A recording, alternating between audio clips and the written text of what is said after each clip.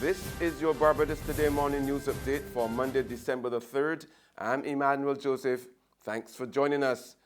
Topping the news at this hour, a war of words has developed between two of the island's labor union leaders, General Secretary of the Barbados Workers' Union, Senator Tony Moore, and her counterpart in the Unity Trade Union, Senator Caswell Franklin. Now, over the weekend, Franklin is reported to have claimed that the BWU and the government had agreed to pay the retrenched employees of the Caribbean Broadcasting Corporation their severance with bonds. But in a vicious counterattack, Moore, who described Franklin as a self-declared labor leader, said he was simply lying. It is regrettable that the comments of this self-declared labor leader over the issue of CBC separation package seems more motivated by spite and jealousy than to positively addressing the misery of those whom he would seek to lead. Senator Franklin, when he spoke to the press, either knew the truth and was not telling the truth, or went to the public not knowing what he was talking about, which in my view is even worse. Senator Franklin is lying when he claimed that the Barbados Workers' Union and the government of Barbados agreed that the severance payments would be paid to the workers of the CBC by way of bonds. The agreement is that the workers will be paid their severance by the severance fund of the National Insurance Scheme. The scheme is currently working on this arrangement, and the expectation is that severance payments would be made during the month of December. Former Central Bank Governor Dr. Delisle Worrell warns that the Barbados dollar remains in danger of devaluation, even though the government has been given some breathing space by way of the loan agreement with the International Monetary Fund. In his December economic letter, Dr. Worrell said the danger can be removed if the government negotiates a restructuring of the US dollar debt, which is satisfactory to all parties. This month, I am reminding you that the threat of Barbados dollar devaluation has not gone away. Prime Minister Motley's unprecedented achievement in securing financial support from the IMF, the Inter-American Development Bank, and the Caribbean Development Bank has averted an imminent threat of devaluation.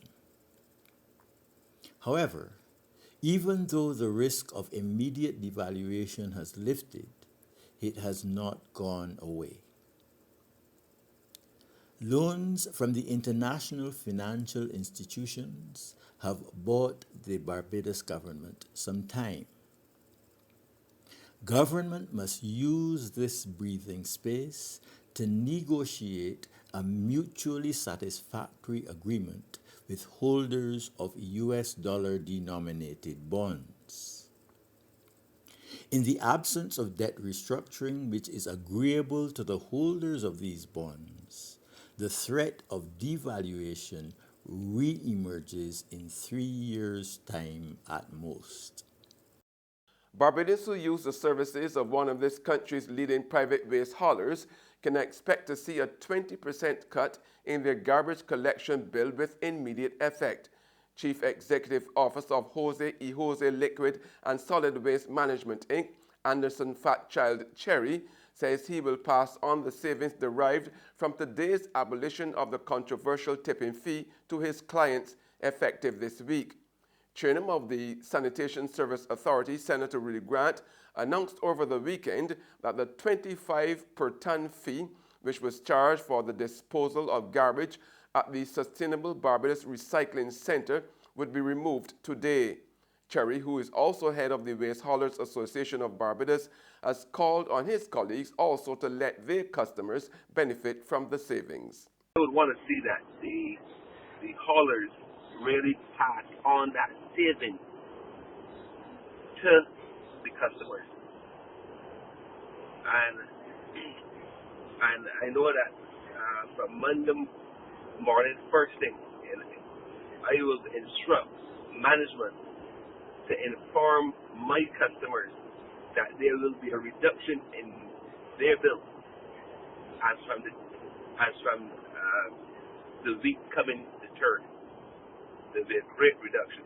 And SSA Chairman Grant thinks the abolition of the tipping fee would help address the problem of illegal dumping.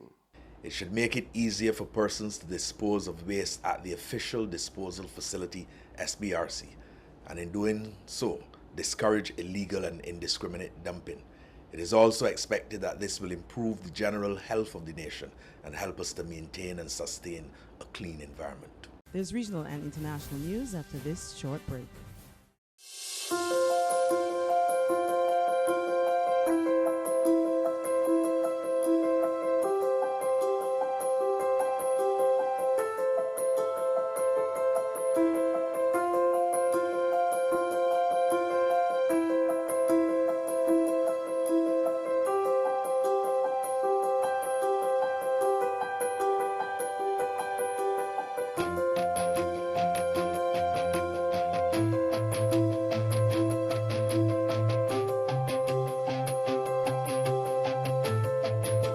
Barbados Today, news you can trust. Welcome back with news from the region now. The Oilfield Workers Trade Union is denying any link to vandalism upon Petrotrin's closure. It says it would be foolish for any union members to be involved in any acts of sabotage at new company that has taken over the refinery and other facilities that were owned by Petrotrin because the union wants to buy those assets. Joel Brown of TV6 News reports. Speaking with TV6 News by telephone, OWTU President General Ansel Roger is distancing his union from what Trinidad Petroleum Holdings Limited says were incidents of vandalism, sabotage, and obstruction by union members and other workers. Trinidad Petroleum Holdings took over the refinery and other assets from Petrotrin on Friday.